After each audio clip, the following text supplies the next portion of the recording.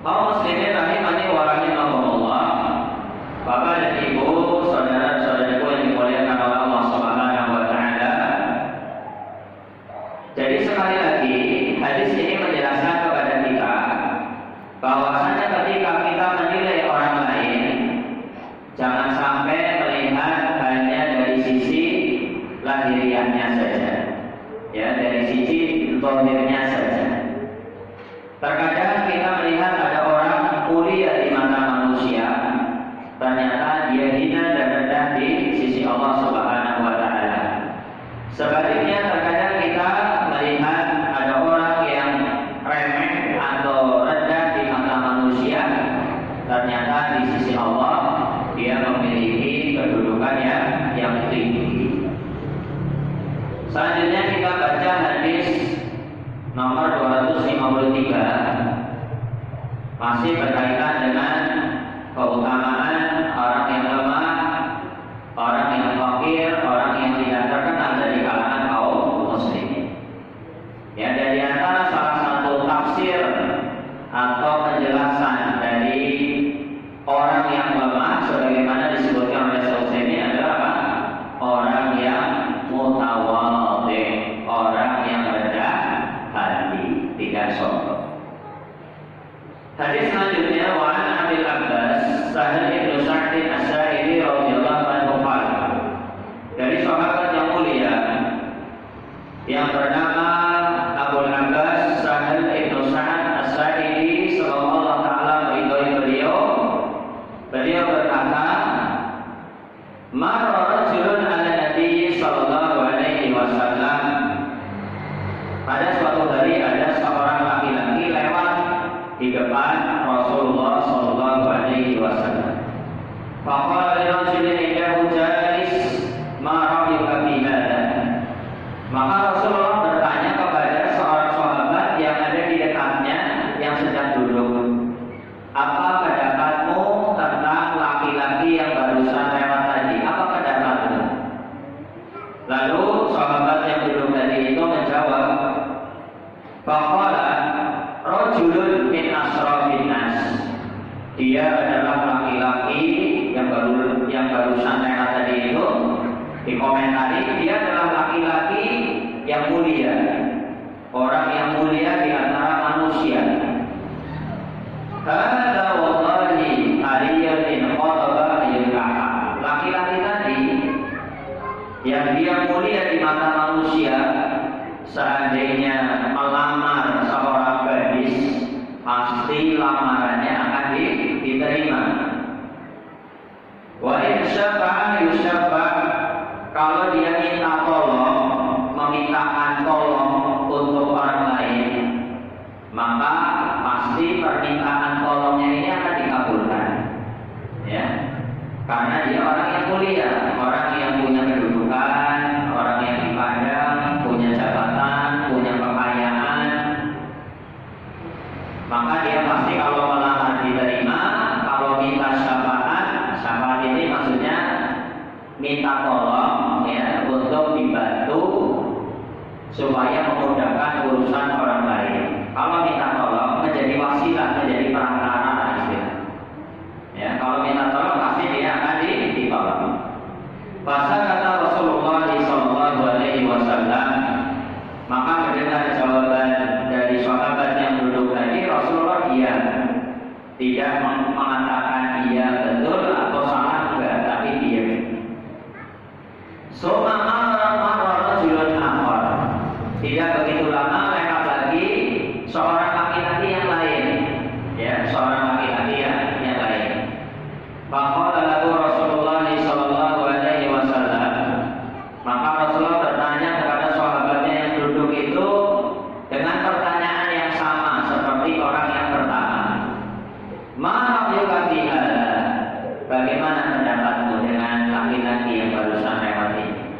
Kalau yang tadi pertama orang mulia, orang kaya, orang terpandang, pakaiannya bagus, ya kan? Pokoknya ya mencerminkan ini orang yang mulia. Orang yang kedua ini kelihatan apa? Ya biasa-biasa saja, bahkan mungkin seperti orang miskin, orang yang nggak punya,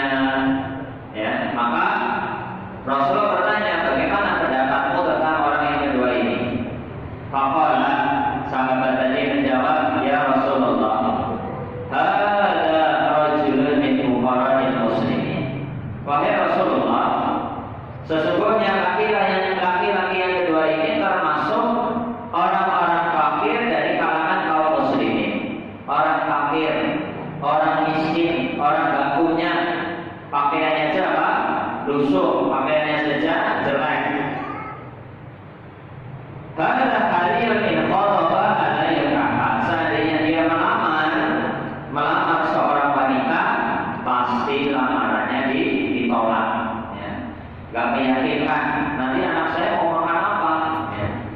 Mau kamu saja penampilannya seperti ini, kamu saja kekurangan, makan untuk sendiri saja kurang, apalagi mau menikahi putri saya. Jadi kalau seandainya dia melamar seorang wanita, pasti lamarannya ditolak.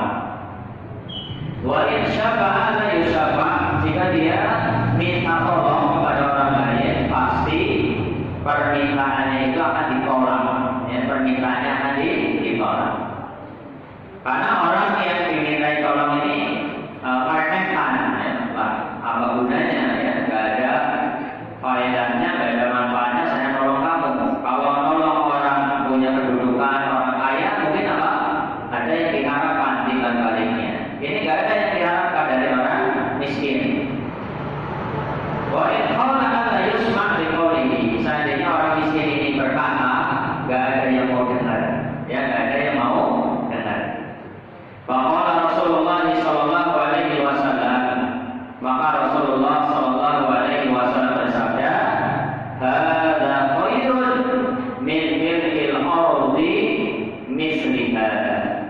Sungguh laki-laki yang kedua ini lebih baik sepenuh bumi dibandingkan laki-laki yang pertama.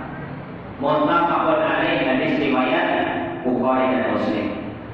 Tentunya kaum muslimin rahimani wa rahimakumullah, ya, orang yang kedua yang dia miskin lebih utama sepenuh bumi dibandingkan orang yang kaya, orang yang mulia. Tentunya orang miskin yang apa? Yang bertakwa. Lah sekarang dia itu miskin, istilahnya ya, nggak punya apa-apa, sholat saja nggak pernah, ya, sholat saja nggak pernah. Ini namanya kafirun, ya. Orang yang nggak sholat, para ulama menghukumi dia kafir kalau dia mengingkari wajibnya sholat. Yes. Kalau seseorang meninggalkan sholat karena malas, ulama itu berikhtilaf, berbeda pendapat. Pendapat yang pertama, orang yang meninggalkan sholat karena malas, pendapat yang pertama, dia kafir, keluar dari Islam. Berdasarkan hadis Nabi Sallallahu Alaihi Wasallam, al-amrul ladzi bainana wa bainahum as-shalah. Perbedaan antara orang Islam dengan orang kafir atau orang Islam dengan orang musyrik itu adalah sholat. Dalam hadis ini Rasulullah tidak membedakan apakah dia meninggalkan sholat karena malas atau karena ingkar kewajiban, tidak dibedakan. Maka pendapat yang pertama, orang yang meninggalkan sholat, ya, secara terus-menerus karena malas, pendapat yang pertama dia dihukumi kafir, keluar dari Islam. Ya. Ini tentunya bukan perkara yang remeh, bukan perkara yang sepele. Orang tidak sholat itu perkara yang besar di sisi Allah Subhanahu wa Ta'ala. Bahkan ketika penduduk neraka ditanya oleh penduduk surga, ma salakakum fi saqar, apa yang menyebabkan kalian masuk neraka? Qalu lam naku minal musholin. Penduduk neraka menjawab, dulu ketika di dunia kami tidak pernah sholat. Pendapat yang kedua, orang yang meninggalkan sholat karena malas, mereka dihukumi masih muslim selama tidak mengingkari kewajiban sholat. Itu pendapat yang kedua.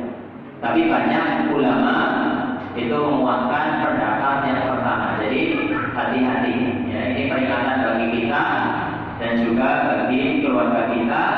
Meninggalkan sholat adalah perkara yang besar di sisi Allah Subhanahu wa Ta'ala. Jadi sekali lagi, ya, keutamaan orang yang miskin yang disebutkan di dalam hadis ini tentunya adalah miskin yang bertakwa, miskin yang punya iman dan takwa serta amal soleh yang banyak, yang bisa mengalahkan iman dan takwa dan amal soleh orang-orang yang kaya. Ya, Jadi kembali kepada firman Allah Subhanahu wa taala dalam surat Al-Hujurat, "Inna akramakum 'indallahi atqakum." Sesungguhnya orang yang paling mulia di antara kalian adalah orang yang paling bertakwa.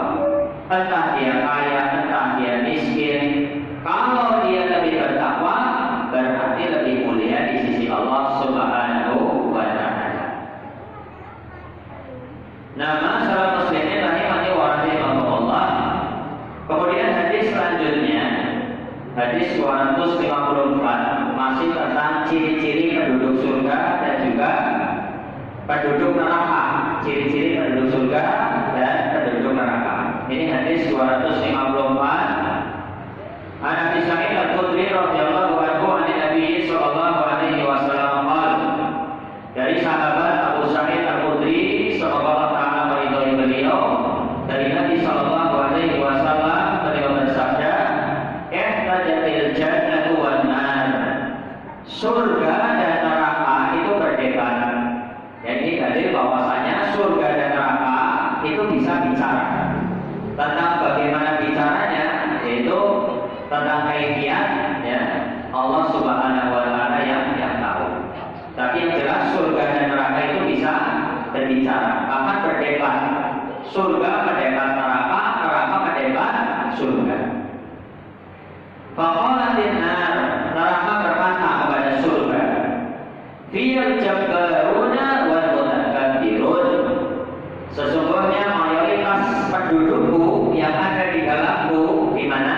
Di neraka, mayoritasnya adalah al-jabbarun, orang-orang yang melampaui batas, orang-orang yang zalim, wal mutakabbirun, orang-orang yang sombong, ya, orang-orang yang sombong. Wa qatil jannatu, surga berkata membalas ucapannya neraka. Jadi neraka itu membanggakan diri, ini loh, ya, pendudukku itu mayoritasnya adalah orang-orang yang zalim, orang-orang yang melampaui batas, orang yang suka memaksa, jabat, berbuat semena-mena, wal mutakabbirun, dan orang-orang yang sombong. Sombong itu apa? Batarul haq wa qaddu an-nas, menolak kebenaran dan merendahkan manusia, meremehkan manusia. Wa qalatil jannatu, surga itu berkata, "Fiya tu'abba'un nas wa masakinuhum." Mayoritas penduduk surga, ya, mayoritas pendudukku, ini surga yang berkata, adalah tu'abba'un nas, orang-orang yang lemah di kalangan manusia. Wa masakinuhum, dan orang-orang miskin di antara mereka. Dan sekali lagi tentunya miskin yang bertakwa. Miskin tidak pernah beribadah, tidak pernah sholat, puasa nggak puasa, ya. Istilahnya itu imannya kalah sama oman, iman kalah karo oman. Ya, miskin kalau dia nggak beribadah, nggak bertakwa, nggak beramal soleh, yang ya dia akan dilemparkan ke dalam neraka. Ya, jadi hati-hati. Jadi penduduk surga dari kalangan orang-orang lemah dan orang miskin adalah mereka yang bertakwa kepada Allah Subhanahu wa taala. Faqalallahu bainahuma, maka Allah memberikan keputusan untuk mereka berdua, untuk surga dan neraka. Allah berfirman, "Innakil jannatu rahmati arhamu biki man asya." Wahai surga, sesungguhnya engkau adalah rahmatku, kasih sayangku. Arhamu biki man asya, aku merahmati denganmu, dengan surga, siapa saja yang aku kehendaki dari hamba-hambaku. Wa inna minna wa'adabi wa antimu biki man asya, dan engkau wahai neraka, sesungguhnya engkau adalah azabku, aku mengadab siapa saja yang aku kehendaki dari hamba-hambaku. Tentunya orang-orang yang durhaka kepada Allah Subhanahu wa taala, orang kafir, orang musyrik, orang munafik, orang ahli maksiat, orang yang durhaka, membangkang kepada Allah Subhanahu wa taala, ya, tidak mau melaksanakan perintah-perintah Allah atau bahkan apa? Mengerjakan larangan-larangan Allah, ya. Wa ma ana bidzallamin lil 'abid. Aku tidak pernah berbuat zalim kepada hamba-hambaku. Yaitu jadi Allah Subhanahu wa taala ketika memasukkan orang ke dalam neraka itu bukan karena kezaliman, tapi karena keadilan. Jadi Allah itu maha adil. Orang berbuat jahat, berbuat dosa, maka dia diazab, ya. Dan inilah, ya, konsekuensi adanya surga dan neraka. Nanti kalau surga dan neraka tidak ada, enak sekali orang-orang yang zalim. Tadi saya baca itu di berita internet ada Presiden Uganda, ya, tahun berapa itu, tahun 70-an, dia sudah membunuh 400.000 orang, ya, dari rakyatnya. Jadi yang menentang, ya, mengkritik, tangkap, dibunuh, tangkap, di penjara seumur hidup sampai mati. 400.000 orang. Dia sampai mati nggak pernah diadili, sampai mati nggak pernah diadili. Nah, kalau nggak ada surga, nggak ada neraka, enak sekali orang tersebut sudah membunuh secara zalim 400.000 orang, ternyata nggak ada surga, nggak ada neraka. Nah, ini keadilan Allah Subhanahu wa taala, pasti ada surga dan neraka. Walillaikuma alayya ilmuha, dan atas kalian berdua surga dan neraka itu kewajibanku untuk memenuhi kalian berdua. Maksudnya surga akan dijadikan penuh dengan penduduknya, neraka juga akan dijadikan penuh dengan penduduknya. Hadis riwayat Muslim. Wallahu ta'ala